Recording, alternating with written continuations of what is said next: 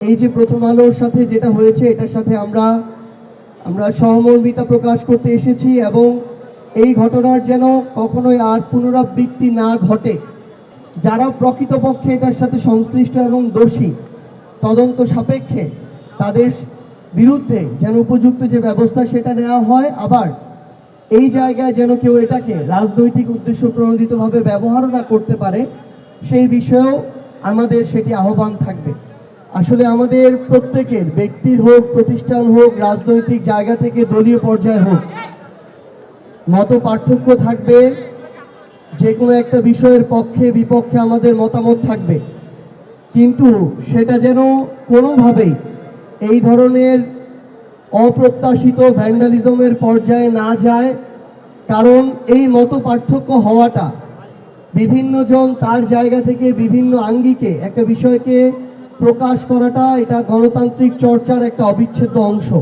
সেই অংশে যদি আমরা এইভাবে আক্রমণ করে সেটাকে বাধাগ্রস্ত করতে চাই, সেটা বরং ক্ষতিগ্রস্ত হয় না, বরং আরো শক্তিশালী হয়ে ওঠে। সেই জায়গা থেকে আমাদের এই যে প্রথম আলোর সাথে যেটা হয়েছে এটার সাথে আমরা সহমর্মিতা প্রকাশ করতে এসেছি এবং এই ঘটনার যেন কখনোই আর পুনরাবৃত্তি না ঘটে সেই জায়গা থেকে আমরা এই অন্যায় যেটা হয়েছে আমরা আমাদের জায়গা থেকে চাই যে সেটার যেন সুষ্ঠু তদন্ত সাপেক্ষে বর্তমান সরকার সে বিষয়ে উপযুক্ত ব্যবস্থা গ্রহণ করে।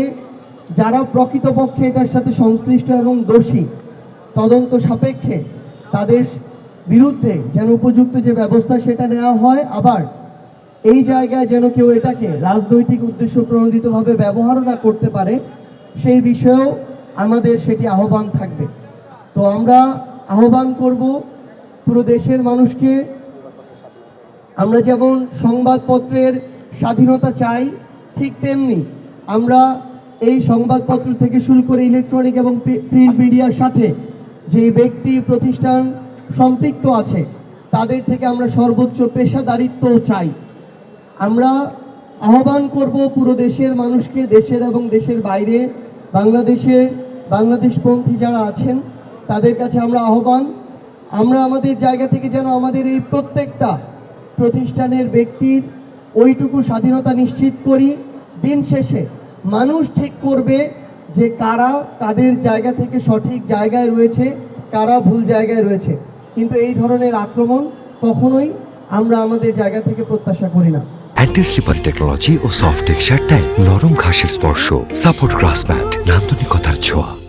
এবং আমি আরেকটা জিনিস আসলে উল্লেখ করতে চাই, জুলাইয়ের সময়ে যখন ইন্টারনেট শাটডাউন ছিল তখন আমরা প্রথম আলোর মাধ্যমে জানতে পারতাম যে আজকে আমরা আমাদের কয়জন ভাইকে হারিয়েছি, কয়টা লাশ পড়েছে, কয়জন মানুষ আজকে শহীদ হয়েছে।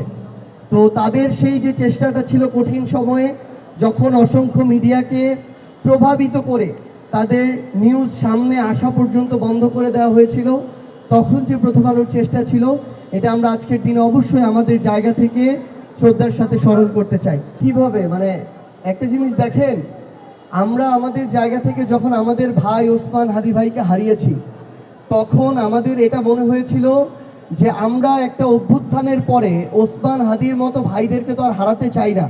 আপনারা যারা অভ্যুত্থানের সামনে সারিতে ছিলেন, লড়াই করেছেন, আমরা তো আপনাদের কাউকে আর হারাইতে চাই না।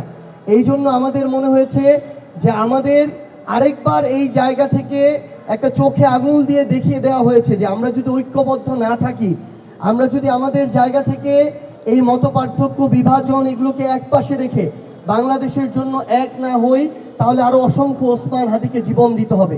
সেটা আমরা আজকের দিনেও বিশ্বাস করি যে আমাদের অন্তত অভ্যুত্থানের পরে যখন আমরা আমাদের ভাই ওসমান হাদিকে হারালাম এখন পর্যন্ত সেটার আমরা বিচারটুকু পাইনি এবং ওই অগ্রগতিও আমরা সেভাবে দৃশ্যমান দেখতে পাচ্ছি না, তখন এটা আমাদের আরেকটা শিক্ষা দেয়, আরেকবার এই মৃত্যুটা, ওসমান হাদি ভাইয়ের শহীদ হওয়াটা আমাদের মনে করিয়ে দেয় যে আমাদের ঐক্যবদ্ধভাবে থাকতে হবে।